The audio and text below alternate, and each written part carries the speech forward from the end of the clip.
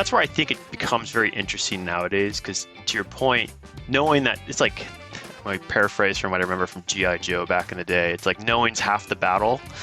But it's such a true statement here. Like a lot of companies, the answers are, when they lay them out in front of you like a classic like SAT question, it becomes more obvious what the right answer is. But you can appreciate like not everyone can get to that right answer because they don't have that data. And if you're not getting that data, you're not making you're making suboptimal decisions versus optimal decisions, and you're not getting to the hard decisions that will get your business to be an enduring, great business in the end. Hi, friends. Welcome to the Sales Enablement Podcast. I'm your host, Andy Paul. That was Mark Schopmeyer. Mark is the co-founder and co-CEO of CaptivateIQ, a leading commission management system. So it's not really a surprise that sales compensation is the topic that Mark and I explore in today's conversation. And so we look into some questions such as what really motivates a salesperson to show up and perform to the best of their ability, and what motivates a seller to keep learning and growing. We explore the trends that Mark is seeing for sales compensation at the seller level, and we dig into the impact these trends are having on sales organizations. And then we talk about the leaders who are looking to start or revamp their comp structure. We talk about the mistakes that they need to make sure they avoid as they do that. So before we get to Mark, I want to remind you to subscribe to this podcast on iTunes, Spotify, or wherever you listen to podcasts. And let's jump into it. Mark, welcome to the show. Hi, Andy. How are you doing? I'm not too bad for a Friday. Actually, I'm just getting over COVID, unfortunately. Ooh. Oh, man. Yeah. Did you get that last week, or whereabouts are you in the life cycle for that It one? was 2 weeks ago, 2.5 weeks ago. But yeah, it's 2 weeks till I tested negative. Okay. And yeah, fortunately, most of the symptoms were relatively mild. The thing that I had, they talk about the brain fog. Oh, Yeah. That's a real thing. That was, oh man, that was tough. I mean, I'm part of my job is I'm a creator. I'm supposed to be writing LinkedIn and doing podcasts, and I had to basically cancel everything for like a week and a half because I just wasn't really capable of operating at a high level. So yeah, it's a very real thing. Well, I'm glad you're all right. I can empathize with, I won't pretend I've had COVID, but I know what you mean by brain fog, and you're just like, you just don't feel 100%. You feel lethargic, and you know it's like there, but there's a reason why they call it brain fog. It's just, everything feels cloudy.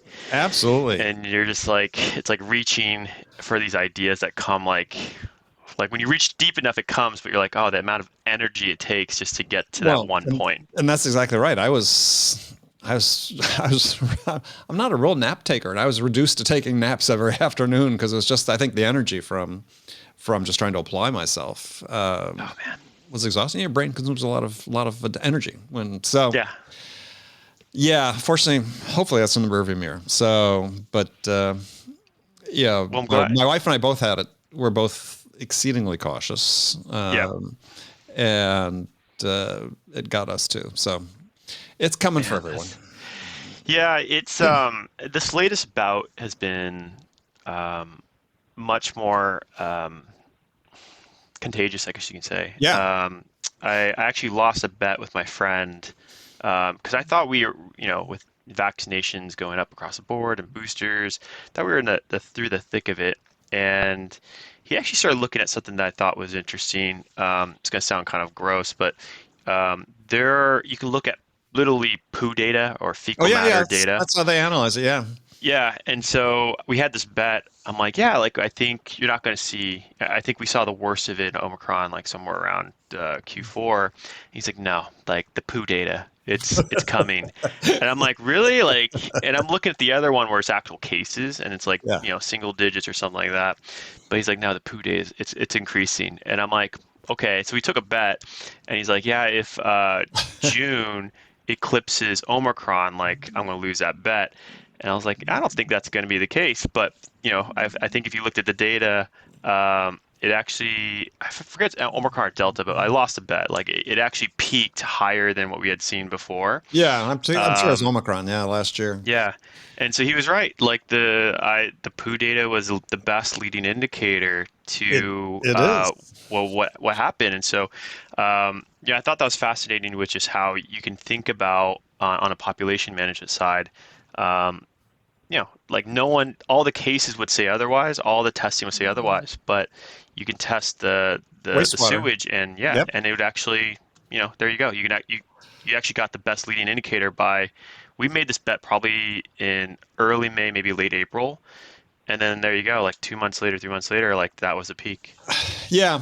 Well, I think most municipalities, major cities these days that's exactly what they're doing. They're testing wastewater for COVID.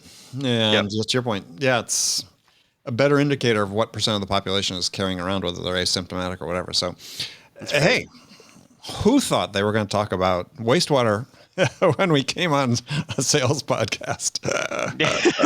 Well, it's interesting. It does have that Yeah, intersection or cross section of tech, and so it does. Yeah. it's fascinating to hear like the latest innovations for how we think about even health and safety.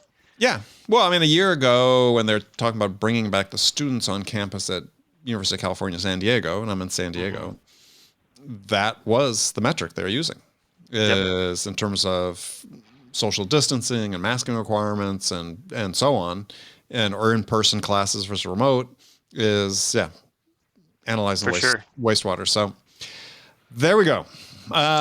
So Mark, where are you located? I am down in the South Bay, so I live. My family and I live in around Mountain View and Los Altos section Okay. where I grew up, and Yeah, then but today I'm actually in the city in San Francisco. got it. And well, tell us a little bit about you and the work that you do. Yeah, for sure. So I'm a co-founder, co-CEO of a company called CaptivateIQ. And from a marketing perspective, we're the new standard for sales commissions, but we help companies set, calculate, and report paying out sales commissions to their employees. It's a pain point that I've personally experienced and managed in a prior life, doing it in spreadsheets, but also in commercial solutions. Right. So me and my other co-founders who also managed the pain point just had this seemingly naive point of view. What if we could build a solution that we would have used if we were in our old roles? And so we started our journey, what seems like maybe 4.5 years ago, and Mm-hmm. it's just been a crazy ride since then. And we've brought along great partners along the way. Um, some of our partners include Sequoia, Excel, Mm-hmm. um, Iconic Sapphire, Y Combinator. We've raised about 165 million in capital. And I think at our stage today, we've just been continuing to grow. We tripled our business in ARR last year, and it's the second year doing it. And now we have an employee base that's much more global. And I think that's actually one of the interesting things I think you can that we appreciate of just what it means to kind of now be a, you know, no longer quote unquote a startup and more of a Right. just maybe a mid-market company, but we operate now in 9 different countries, 11 different time zones with 340 employees. Very nice. Very nice. So, seems that's the whole idea of paying commission seems so fundamental to a Hmm. business with salespeople. Why was it so hard? I mean, why was this become such a pain point? Yeah, if you go back, I probably would have the same exact point of view right in the beginning. I remember the moment I joined a company called Brightroll. Mm-hmm. We had a new CFO, and we had changed our commission plans, and we also had changed our data systems. So we had migrated to a new ERP called Microsoft Great Yep. Plains. Yep. And I remember, I was hired to do all the things under the CFO, like, budgeting, board versus actual materials, board, just other board materials, etc. Right. And before all that, the first thing he literally tells me to do is we need to, rebuild our commissions model and figure out what people need to get paid because, we actually have a commitment, a legal obligation to pay out by the next payroll run. Right. So I was like, okay, like former investment banker, Excel exercise, I should knock this out in 2 hours. Like I'm going to be able to really flex. Like this is going to be, cakewalk. But no, it took me 2 weeks, and I remember being up until 1 or 2 in the morning for several of those days, and I just remember being. This process was like, I don't know if you've ever done something where it was just like, I grossly misunderstood what Yeah. is involved here Right. and the scope of what of the complexity of the problem. And so what happened was to kind of take apart what I had to be dealing with, you had to grab this data from these different data systems. And mind you, data never comes in the form that you need it in. That's probably Hmm. true for a lot of Right. people in different roles. Could not be more truer than commissions. You're grabbing this like sales transaction data. Then you're massaging it, right? Like from a data integrity perspective, and you're doing things like splitting deals. Like Salesforce Hmm. just doesn't split opportunities. Like you have Right. to do that yourself, manual overrides, etc. Right. Then you have, for us, we actually had to look at ERP data for or invoicing data for costs. Or sorry, the ERP was actually for revenue. We had to look at another set of costs because we actually looked at margin, which You're paying for on our business. margin versus revenue. Exactly. For Yeah. ad tech, that's actually a big deal. Right. And so I had another data source, and so I had to basically massage these data sets, one for accuracy, and then eventually bridge it together. And then I was able to work on the commissions model, which, for everyone to think about, you basically have the spreadsheet of all the employees, and you have to figure out, the rules for each and every one of them. And if you had to look at it, it's basically a set of nested if statements in each cell. So you're not even able to easily see, did you build the formula correctly? And you're doing that across, teams like 30, 40, 50 people. Right. And so there's a set of calculations on how someone's going to get paid out. And mind you, unlike other financial models where you build, this is one where you do really want this to be 100% accurate. No one feels right when you're like, I didn't calculate someone's paycheck correctly, right? There's that. Oh yeah. Yeah. It's very binary in that regard. Versus like a financial model, like, it needs to be accurate, but like sometimes you can be more directionally accurate. This is definitely not the case. 100% it's 100% or bust. And then finally, you have to have these little statements that you manually create in spreadsheets, sending out, hey, Andy, here's how you got paid. Here was your quota, your OTE. Here's the attainment tiers. Here's all the deals that you got paid and how much commission you made on each one. Right. And you're gonna get feedback. You're gonna get people. Andy might come back and say, hey, that deal's not right, or I actually think this is something else. So if you do that with onesie twosies, not a big deal. When you have a whole sales force, it actually becomes like a very big communication nightmare. Because if you do have to make changes, you then have to update it, hard code again, email that statement out again, and the process resets. So you can see why that process is very manual. Everything about that just is very, data's going in and out. The medium that you're trying to build this around isn't built for this purpose. And then lastly, like, it's just that last part is so manual. You have literally tabs with everyone's name on it. Now, if you have 20, 30, it's okay, not that bad of a pain point. But imagine the world where you have 100, 200. That doesn't even make sense anymore. Right. Exactly. Thousands, tens of thousands. So that starts to build into the problem that I was facing. And, I remember looking at different solutions, and one, they didn't pick up our call. And for reasons that are obvious to me now, they only focus on Fortune 500, right? The other one did pick up our call, but they said, hey, one, we don't touch your data. That's you. Your data needs to be perfect before we get involved. Before you, okay. Yeah, I was like, that's often is that the case, right? Yeah, and I was like, that's a big part of our process today, and that's okay, that sucks. The other one was like, hey, in your commissions like model, your plans are actually pretty complicated. We recommend simplifying your plans, and I was like, oh, that's weird. That's a weird statement to be making, that I need to change my commission plans to use your software. But right. Okay. And then they're like, yeah, then the last part, we do very well. Like, people are going to see how they're going to get paid and all that stuff. So I was like, in this process, you're telling me you only really handle that last part. And then, even this other part, I have to make compromises. And by the way, like, it's $100,000, which at the time, like, that's kind of my salary. Like, I was not, I was a junior financial analyst back then. I'm like, wow, like this is going to cost me my salary, and it's only handling a fraction of the process. I might as well still do this, right? I don't know if Yeah. I can make a case to my CFO that this is worthwhile. So we never, moved forward with a solution in that regard. But it stuck in the back of my mind. I'm like, gosh, I built what I want, Right. and I just need to make it scalable. Like this thing is not scalable because I have to rebuild this model every cycle.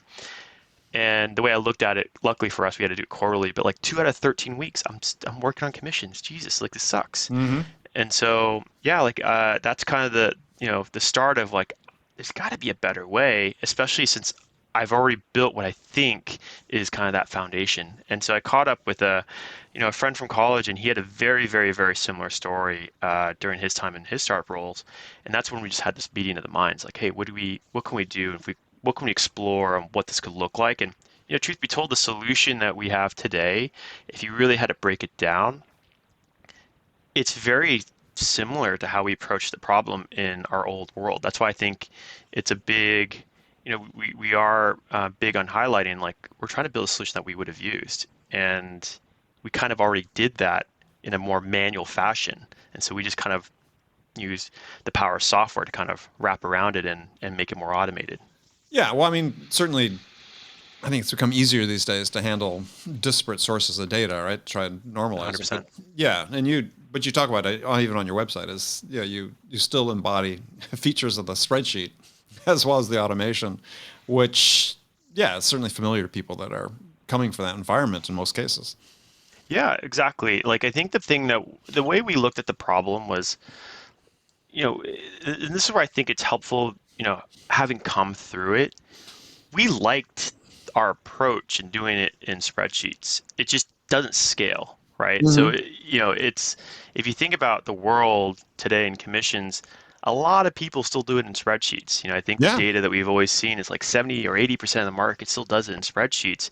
And it's not for a very good surprising. reason, right? Yeah, It's because, hey, you already have it. You're already familiar with how to do this. You need that flexibility. Um, it gives you that real-time tacticalness. The problem is that people always say is it just doesn't scale. Like once you get to 15, that's usually hmm the initial pain point.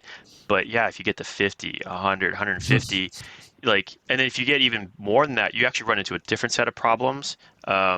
There's actually a row limit on the data that you can load into Excel. Like, I don't know if you've ever seen these big models, but you either run into performance issues where yeah, literally there's too much calculations going on, and Excel turns into this like snail, where you have to like disable real-time calcs and actually do F9 to like process it every once in a while, or you run into an actual limit on the data, right. right? So I believe it's like 1.2 or 1.1 million records is the cap. Now that sounds like a lot to maybe a smaller company. To a bigger company, they can easily produce that volume in a month, a week. We have customers that produce that volume in short instances, like a month and a Yeah, week. yeah. And so you need to get that stuff out of spreadsheets into something more scalable. So is part of that issue, and I just want to, because you obviously you've got exposure to tons of companies with various Hmm. compensation plans, is it seems like certainly for smaller companies as they're scaling, is they need to make that migration from having sort of a plan per person to actually having a plan. Hmm. I That's right. mean, do you see that a lot? Because I mean, certainly in my experience, startups and working in them is that, yeah, I mean, there were exceptions made for everybody and everybody's a little slightly different and so on and so forth. Yeah, I see something like most people I think at this stage in this era get it that every company starts to talk about scalability at some point because the decision factor is easy. It's like we could do this very manual, Mm-hmm. and the answer is more people, and that becomes a very expensive problem. Or we can, make the right trade-offs, but the upside is effectively exponential. Mm-hmm. And so I would say most modern companies get that pretty quickly, and you start to get into oriented around plans. Where I will admit, we have seen a handful of instances where they treat every person truly one off. And let me kind of unpack what I mean there. Sure.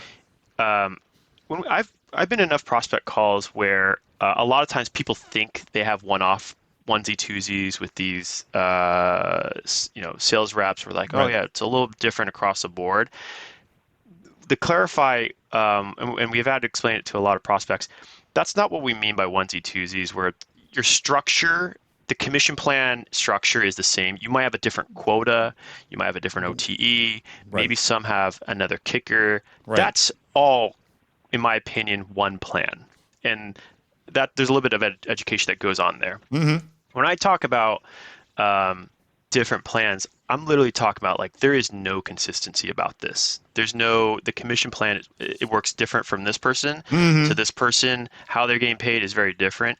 I've only encountered that literally I could probably count in my hand, like one hand, where we've seen that. And it's unsurprisingly like a Midwestern companies that are a little bit more under the radar, and they haven't, it hasn't occurred to them that they need to kind of standardize it. Like I don't believe that it's that their go-to-market motion is dictating that. I think they enabled that, Right. and no one's kind of reined it in and said like we need to fix that.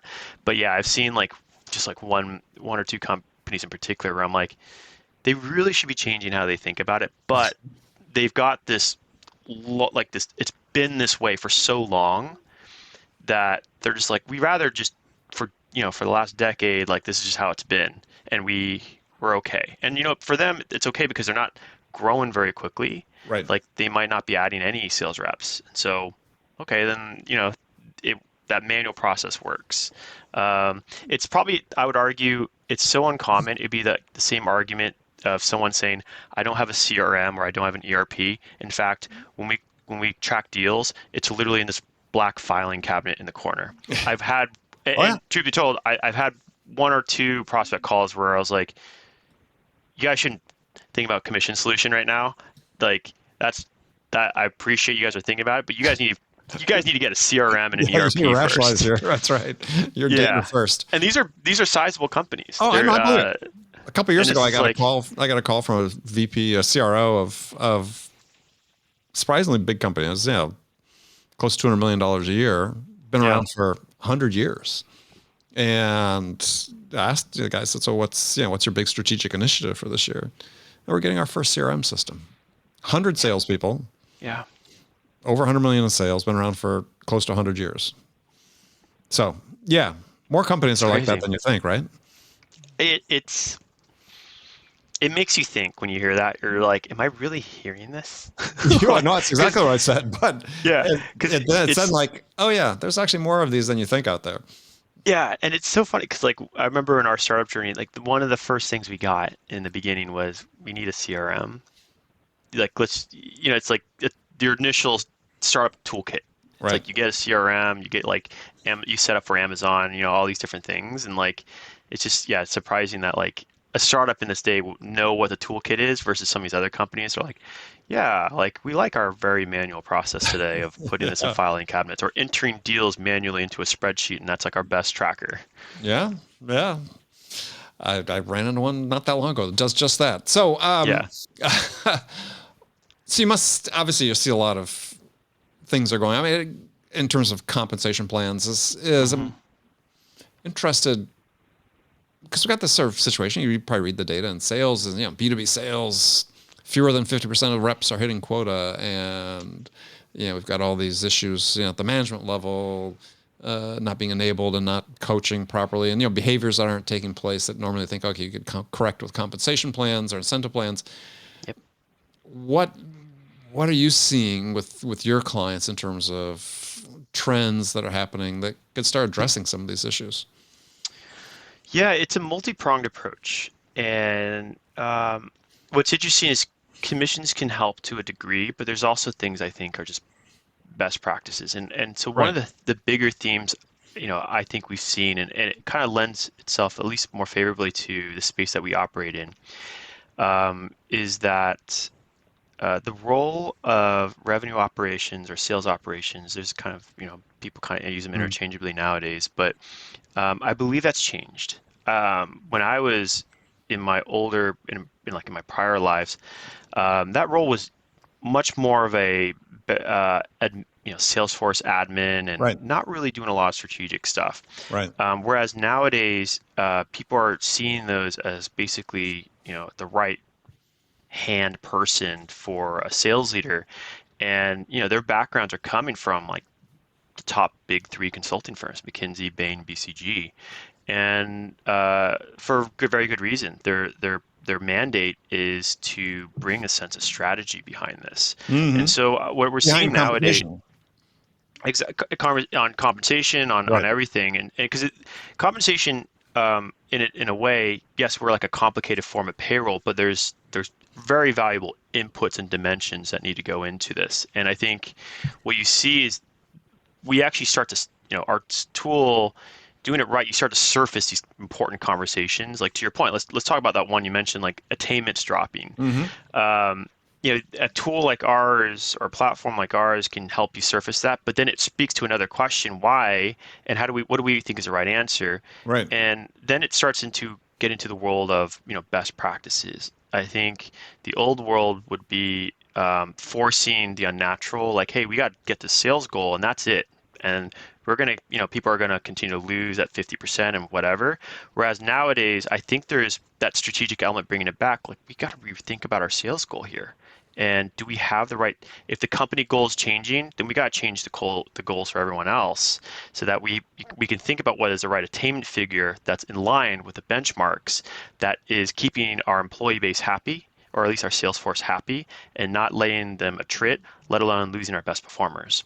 Well, And but so it there's, seems to be out of whack, though, right? I mean, so I think it was Bravado was one of the more recent ones I saw. They did their study earlier this year. Is like 46% of sellers make quota. yep, I mean, yeah, the ramifications on multiple levels is obviously these people aren't making the money that they expected they were going to. yep, And not that they're necessarily primarily money driven, but obviously it's an important element of the yeah, job. for sure. Is we're suddenly creating this vicious cycle that sort of repeats itself. Hmm. Seemingly when you get into this mode, and it seems like we're sort of in that where they where compensation could be a valuable incentive. They set the goals in such a way that it's almost demotivating. Correct. And that's, I think, what I personally see going on right now is for a lot of companies, I can't speak for everyone, but let me kind of just describe it in the lens that I kind of look at it. I'll, and I might be, I'll share my quick point of view on the market. I believe we're going into a recession, Yep.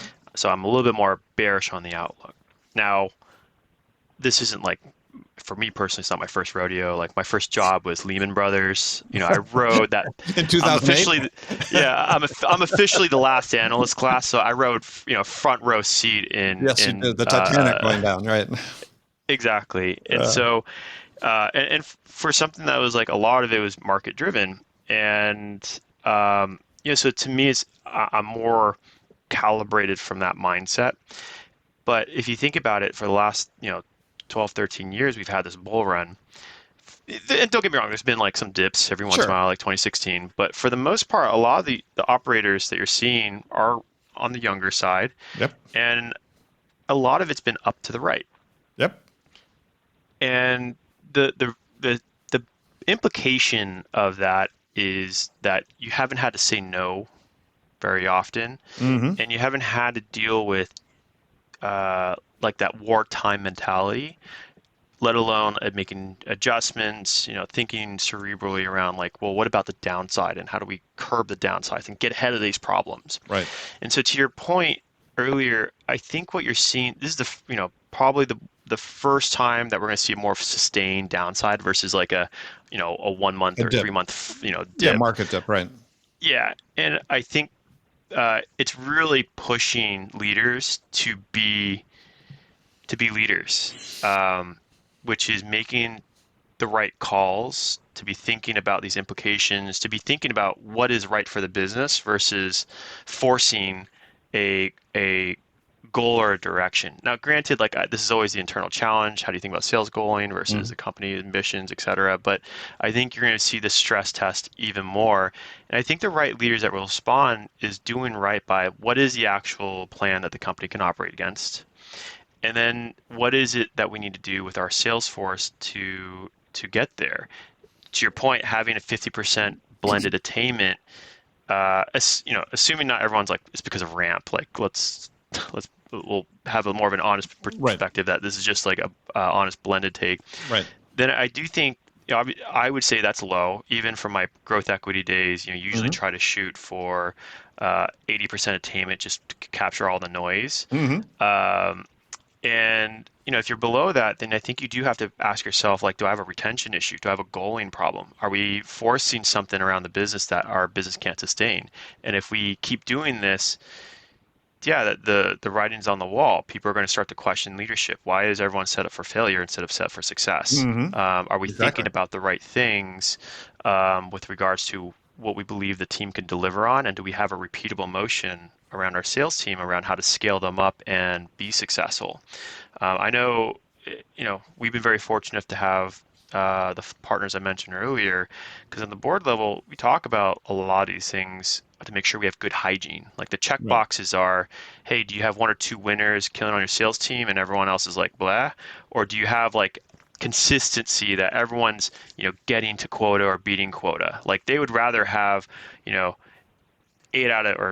or 8 out of 10, like getting to Yep. quota, but they're all like around 100%, then like the one or two who are blowing it out, but everyone else is like struggling. Because that just means that when you add more sales folks, you're not scaling up. You're actually just getting kind of lucky for finding Well, exactly. outlier sales reps. Yeah. Yeah, I make that point all the time about, you see some companies in the SaaS world operate on these low win rates, 20% win rate across the board. And as an enterprise, it's like, yeah, you're just playing the odds at that point. Yep, for sure. You're not actually learning how to win. That's And I'm sorry, that's go ahead. right.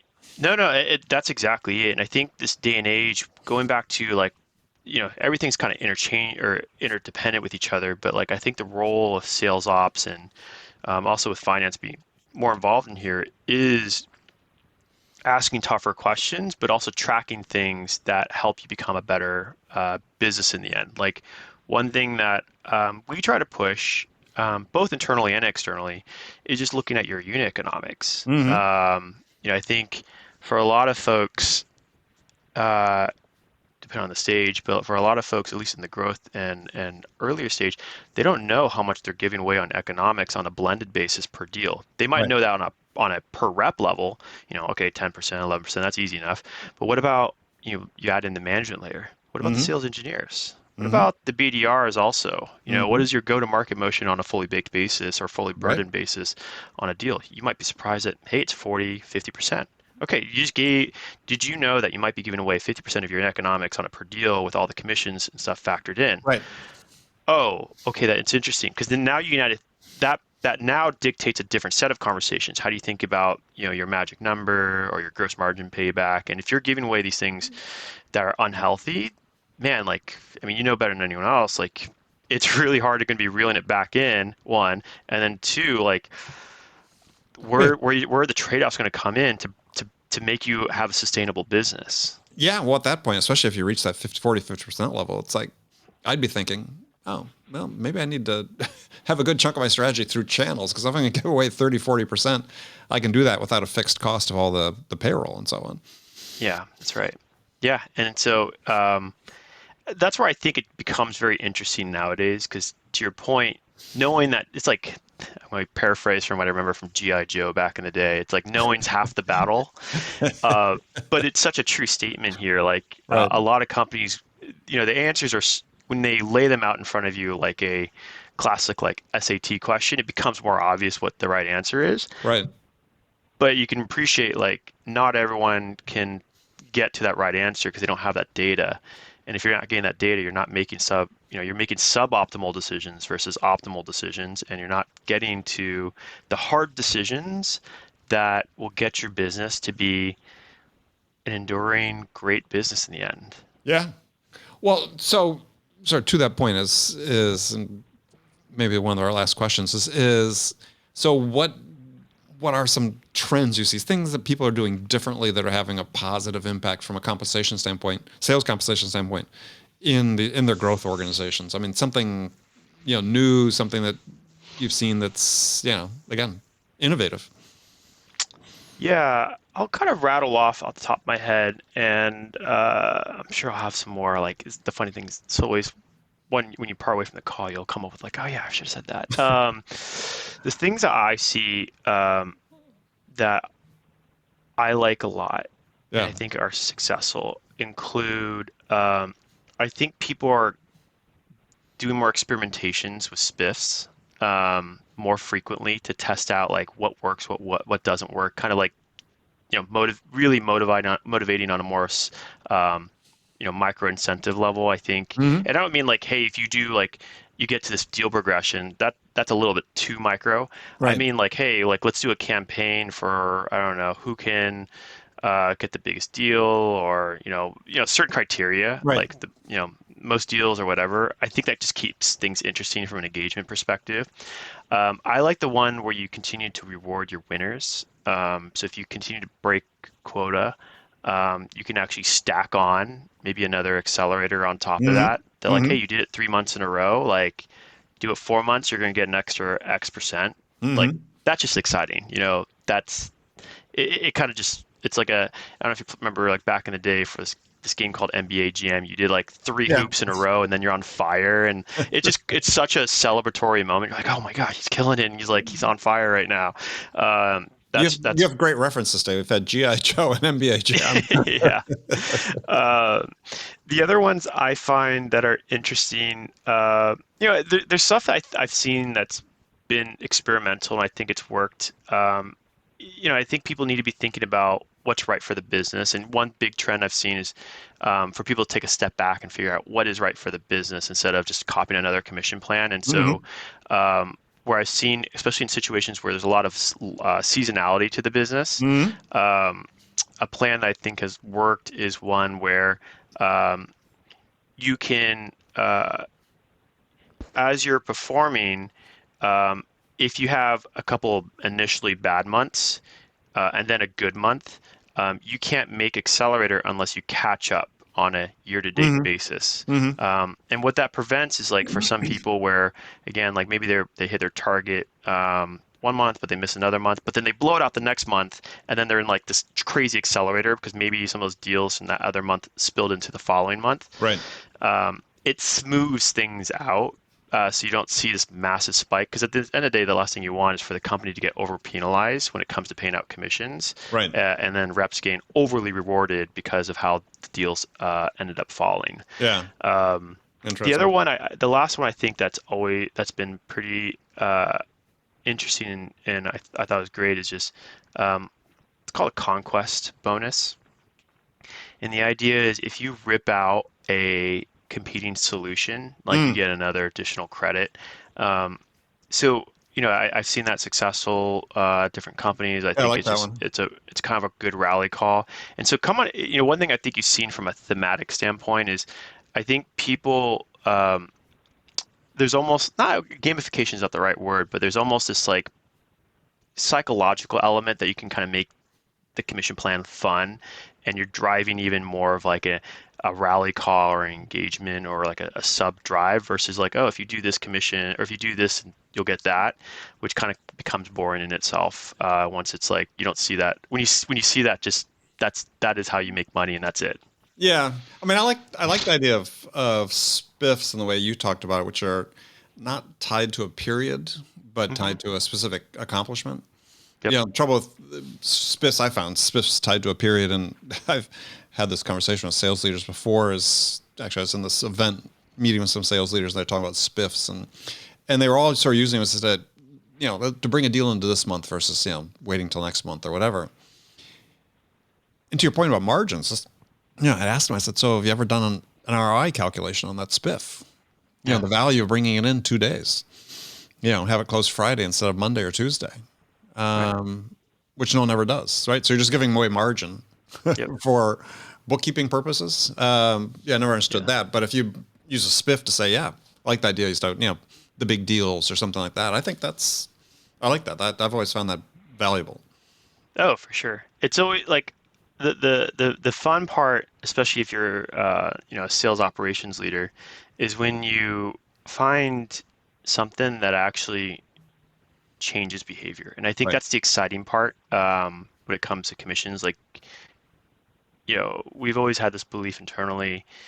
Um, one of the best forms of incentivizing people is people just like to get paid. Like that Hmm. that is one of the most key ways to change behavior Yeah. and also align behavior. And so, I think if you can use that correctly, you can unlock a very, very powerful way to influence, how people, you know, driving their behavior, whether it's to go like, 110% to doing something that the company thinks will be very productive, and Hmm. it's easier to drive that through an incentive versus just explaining, hey, this is good for everyone. It's almost like, does everyone want to take their medicine or vitamins when your mom or dad tells you to? It's like, okay, I'll do that versus like an actual incentive to do it. Sure, it's healthy, but like, man, if someone paid me money to take vitamins, yeah, okay, I'll take vitamins. Well, so that sort of raises, I guess this will be our last question Yeah. is do you see any trend toward not paying commission? You know, a trend that I saw back in COVID, I haven't seen it yet. I wouldn't be surprised if I did see an emergence behind this. Um, and it's popular in certain industries. And Hmm. I'll describe it first, and then I'll kind of unpack like where it's Right. applicable. Um, Majority of the companies I've seen pay on bookings, and for context for everyone on the call, bookings is like basically being Getting paid the on order. contract. Yeah. Yeah.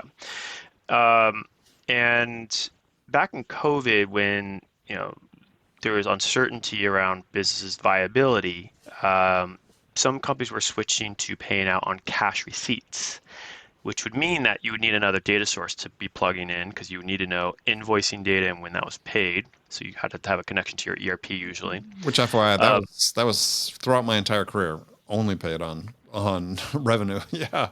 yep, Or sometimes half on revenue, half on payment. But yeah. yep, that's right. And some people take that approach too with like a hybrid, so people aren't starving.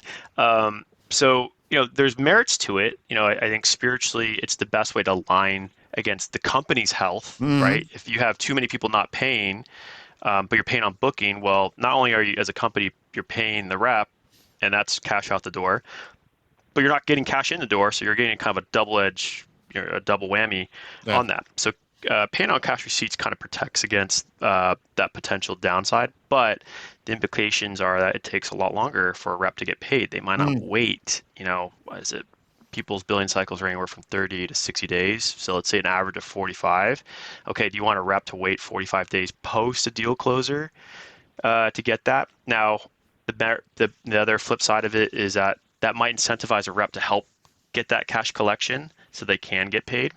So I've seen that was pretty popular in COVID, and I think it actually is still pretty popular. And I would potentially recommend it if you have collection issues, like if you're in one of those industries where, look, it's just really hard to predict because maybe you're serving restaurants and like a restaurant, I don't know, if you have 100 restaurants, 20 of them are going to go bankrupt. That's just like Yeah. the law of how the restaurant industry works. Um, then you might want to have that kind of plan so you don't get, you don't have a very expensive go to market operation. And potentially you could explore that in times where there's extreme volatility with businesses, potentially not surviving. Yeah. Um, but I think it's a careful trade-off, just like anything. Something like that can be much more jarring, switching to, unless there's a very carefully explained case for why this is net beneficial for the success and health of the company as a long run. Yeah. I mean, I just think back my experience. I worked in companies. We were selling large, complex communication systems. I've spent a big chunk of my career doing that. Um, yeah, we didn't get paid anything on booking. We got paid, that's that half on revenue recognition, which is basically shipping the product to Yep. the customer, and then half on payment, which typically for us was based on customer sign off on implementation.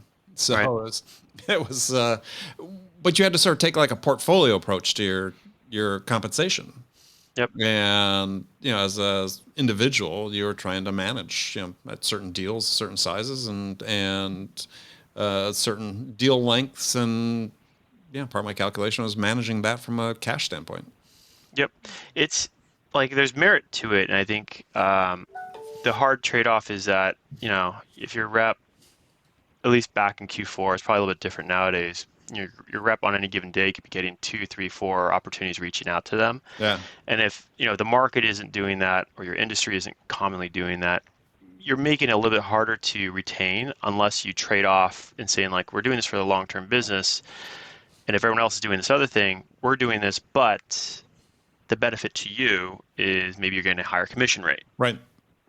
There has to be that kind of trade-off where the rep's like, okay, like this is at least equal for equal. Like this other company might be offering like on bookings, but I'm going to be getting paid less for that trade-off. Right. No, I like that. Yeah, great conversation. We could talk forever about this. This is so important. And For sure. So many different facets to it. So, well, Mark, if people want to learn more about Captivate IQ or connect with you, what's the best way to do that? Best way is to go to our website, and it's CaptivateIQ.com. And if you're interested in learning about us from a careers standpoint, go to the careers page. If you're looking learn about us from a product standpoint, there's a bunch of call to actions throughout the website on getting a demo or a form fill. And then I would also just follow us on LinkedIn.